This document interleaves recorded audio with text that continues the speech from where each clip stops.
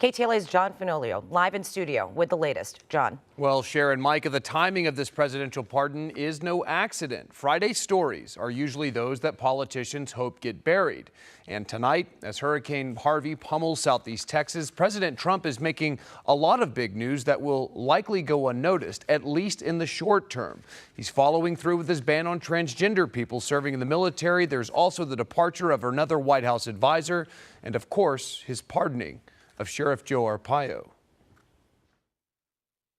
Two storms tonight, one barreling over the Texas coast, the other brewing over President Trump's pardon of controversial Arizona Sheriff Joe Arpaio. The former Maricopa County lawman was convicted last month of criminal contempt after defying a federal court order to stop racially profiling Latinos. Arpaio has been a staunch supporter of Trump. The president has defended the former sheriff, saying he was convicted for, quote, just doing his job. Critics accuse Arpaio of violating the Constitution by targeting people of color in his crackdown on illegal immigration. When you pardon somebody, you go through the Department of Justice pardon system. You have a clearance. He skipped that.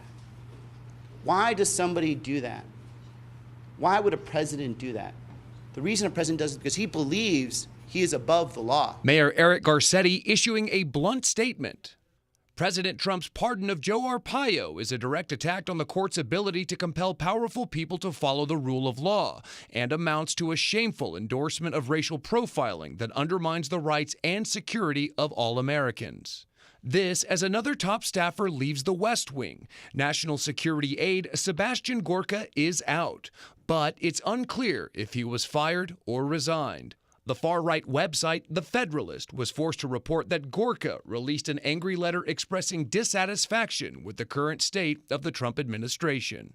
The president is also moving forward with a plan to ban transgender people from joining the military. A White House official says Mr. Trump has directed the Departments of Defense and Homeland Security to determine how to address transgender Americans currently serving. No word yet if those serving will be forced out. After wishing Texans good luck in the path of Hurricane Harvey, Mr. Trump departed for his presidential retreat, Camp David, where he will monitor the worst storm to hit the U.S. in decades. The president is also facing threats abroad tonight. North Korea has reportedly launched 3 short-range ballistic missiles. The U.S. Pacific Command says the rockets exploded during flight. Last week, Secretary of State Rex Tillerson praised the North for showing restraint in its weapons programs. I'll send it back to you.